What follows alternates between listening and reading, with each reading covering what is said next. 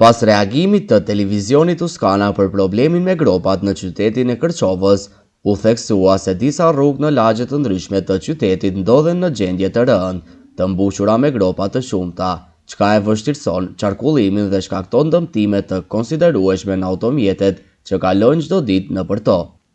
Nga komuna e Kërçovës është bërë e ditur se aty ku rrugët janë hapur nga operatorë të ndryshëm, përgjegjësia për sanimin bie mbi ta, pasi sipërfaqet e dëmtuara nuk janë kthyer në gjendjen e mëparshme.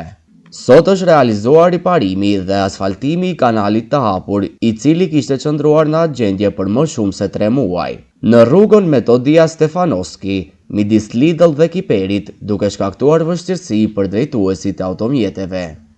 Kryetari i komunës së Kërçovës, Aleksandr Jovanovski, në një postim në Facebook për sanimin e kanalit midis Lidl dhe Kiperit ka shkruar: "Në kuadër të ditës së sotme, në bashkëpunim me kompaninë shoqërisht të përgjegjshme instalimi nga Kërçova, po sanohen dhe asfaltohen kanalet e hapura në rrugën Metodia Stefanovski mes Lidl dhe Kiperit. Përgjegjësia për sanim ishte e Lidlit, por në interes të qytetarëve gjetëm një zgjidhje të shpejtë për riparim.